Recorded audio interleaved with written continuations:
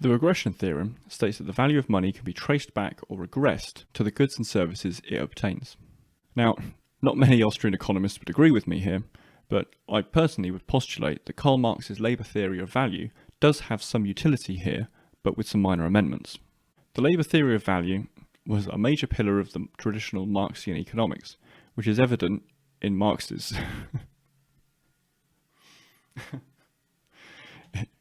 I'm not going to say that word. In Capital. The theory's basic claim is simple, that the value of a commodity can be objectively measured by the average number of labour hours required to produce that commodity. I think this definition is close, but it's not quite there. As Ray Dalio stated, people's productivity varies, and one person's work done in the same time period may be greater or lesser, and the amount of their work that could be captured and used within the market will also vary. Therefore, a better formulation would be work done multiplied by time multiplied by efficiency equals value. And this would be measured in joules as a unit of energy. So using the regression theorem, it seems to me that a unit of exchange should be a representation of how efficiently a worker has input energy expended to the market.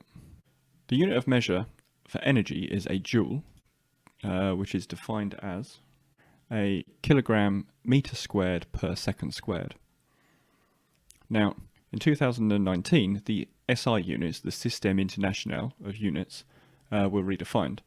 And so this meant that a second is dependent upon the ground state hyperfine transition frequency of a cesium-133 atom, or the delta V CS.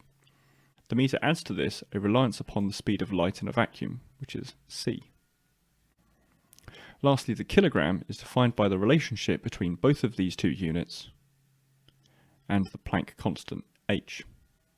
Eric Weinstein explained to Lex Friedman how this representation of energy and geometry could be linked to gold.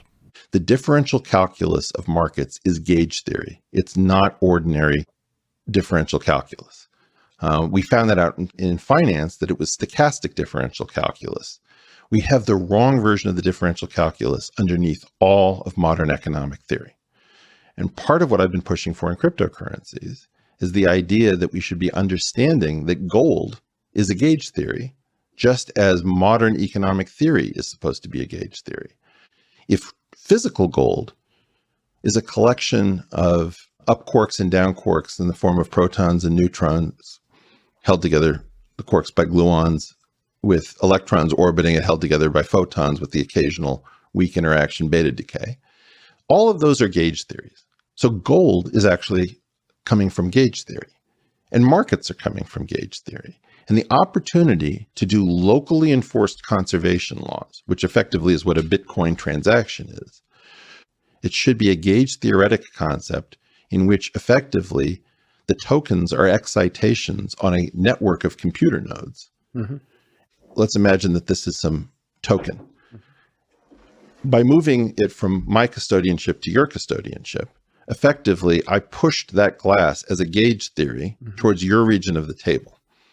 We should be recognizing that gauge theory is the correct differential calculus for the 21st century. In fact, it should have been there in the 20th century. Why should we alert the global community in this token that occurred? You can talk about side chains, you can talk about any means of doing this, but effectively we have a problem, which is if I think about this differently, I have a glass that is extant, you have a glass that is absent. We're supposed to call the constructor method on your glass at the same moment we call the destructor method on my glass in order to have a conservation principle. It would be far more efficient to do this with the one system that is known never to throw an exception, which is nature.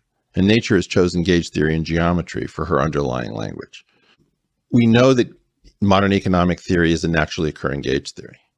And the failure of that community to acknowledge that work occurred and that it was put down for reasons that make no analytic sense is important, in particular, due to the relatively new innovation of distributed computing. The abundance economy, much discussed in Silicon Valley, or what's left of it, is actually a huge threat to the planet, because what it really is software eating the world. And what that means is that you're going to push things from being private goods and services into public goods and services, and public goods and services cannot have price and value tied together. Ergo, people will produce things of incredible value to the world that they cannot be able to capture the value that they have created, or a significant enough fraction of it. The abundance economy is a disaster. It will lead to a reduction in human freedom. Why is gold hard to create or destroy? It's because it's created not only in stars, but in violent events involving stars, like supernova collisions. Mm-hmm. When gold is created and we transact, we're using conservation laws. The physics determines the custodianship. Whatever it is that I don't have, you now have, and conversely. In such a situation, we should be looking for the abstraction that most closely matches the physical world, because the physical world is known not to throw an exception. The blockchain is a vulnerability, and all of these things, we know that they're solved inside of gauge theory somehow. So the important thing is to recognize that one of the greatest intellectual feats ever in the history of economic theory took place already and was essentially instantly buried, and I will stand by those comments. But instead, currency is completely fugazi. The demand for it is driven only by the unique value that it has in paying tax. And if you are unable to pay tax, then you will be imprisoned. And this effectively makes currency, under the prescriptions of MMT, a get-out-of-jail-free card. In this letter from Abraham Lincoln to Horace Greeley, Abraham Lincoln said, "My paramount objective in this struggle is to save the Union, and it is not either to save nor to destroy slavery." And the 13th Amendment, which was written after the Civil War, completely supported this view.